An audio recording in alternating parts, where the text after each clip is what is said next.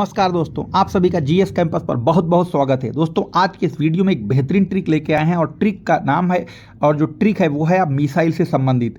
जैसा कि आप अपनी स्क्रीन पर देख पा रहे हैं, एक मिसाइल भी बनी हुई है और साथ में कुछ लिखा भी है। तो यहाँ पर आप देखिएगा, इस मिसाइल से संबंधित आपके एग्जाम में बहुत बार क्वेश्चन पूछा गया है। क्वेश्चन क्या पूछा जाता है कि कई बार तो आपको मिलाने को दे देता है, इसकी मारक क्षमता कैसी, यानी मारक क्षमता मतलब air to air, air to surface या आपकी सरफेस टू सरफेस। साथ ही साथ ये क्रूज मिसाइल है कि बैलिस्टिक मिसाइल है, इससे भी संबंधित क्वेश्चन आपके एग्जाम में पूछे जाते रहे। तो आइए देखते हैं कि आखिर क्या है। तो सबसे पहले आप स्क्रीन पर देख पा रहे होंगे पटाना लिखा है, PATANA, यानी जो आप समझ रहे हैं वो नहीं है।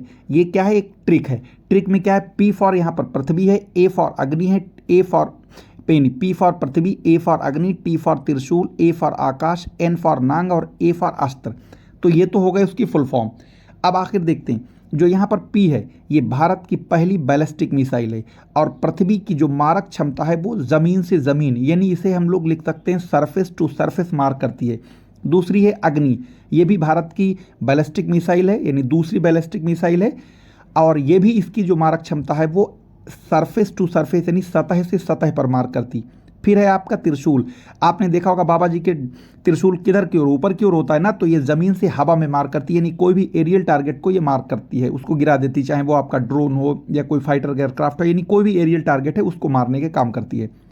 फिर है आपका आकाश। आकाश भी किधर की ओर था? ऊपर की ओर देखते हो ना, तो आकाश भी यानी कोई हवा में उड़ते एरियल टारगेट को ही मार करती है। तो आकाश यानी जमीन से हवा में मार करती है। अब रही बात नांग। नांग का काम था डसने का काम करता है, ठीक है, और कैसा चलता है? सीधा जमीन पर रेंग के चलता है, ठीक है। तो ऐसे याद रखना। तो नांग क्या है? ये आपका एंटी टैंक मिसाइल है। जैसे टैंक देखा होगा लड़ाई में काम कर आते हैं ना, जमीनी लड़ाई में, जब मतलब आमने सामना फौजों का होता है तो वहाँ पर टैंक बहुत इंपॉर्टेंट चीज़ होती है लड़ाई के मैदान में। तो ये मिसाइल ऐसी है कि टैंक को ख़त्म कर देती है।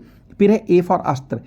अस्त्र का मतलब जो आपने देखा होगा कोई भी फाइटर एयरक्राफ्ट के जो विंग्स होते हैं उनमें देखो वो आगे को पेन ऐसे निकले हुए होते हैं, वो मिसाइल होती हैं जो एयर टू एयर मार करती हैं। वो किस लिए लगी होती हैं? जैसे कि मान लो कोई एयरक्राफ्ट उड़ रहा है हवा में और कोई दुश्मन देश का एयरक्राफ्ट अगर कोई उसे दिखाई देता है जिसकी उसकी रेंज में अगर आ रहा है तो वहीं से मिसाइल फायर करेगा, उस रडार जो दुश्मन देश का जो एयरक्राफ्ट होगा वहीं पर वो हवा में ही ख़त्म हो जाएगा। तो ये आपका अस्त्र जो है वो एयर टू एयर मार करती। नाग एंटी टैंक मिसाइल है, आकाश जमीन से हवा में मार करती है, त्रिशूल भी जमीन से हवा में मार करती है, अग्नि बैलिस्टिक मिसाइल है और पृथ्वी भी बैलिस्टिक मिसाइल है।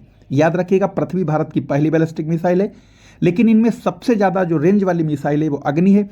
अग्नि 5 जो है उसे एंटी कॉन्टिनेंटल बैलिस्टिक मिसाइल कहा जाता है, जैसे कि एक महाद्वीप से दूसरे महाद्वीप तक मार कर सकती है। और इसकी मारक क्षमता ऐसी मिसाइलों की जो इंटर कॉन्टिनेंटल बैलिस्टिक मिसाइल होती हैं उनकी मारक क्षमता कम से कम 5000 किलोमीटर होती है, कम से कम, ज़्यादा से ज़्यादा कुछ भी हो सकती है।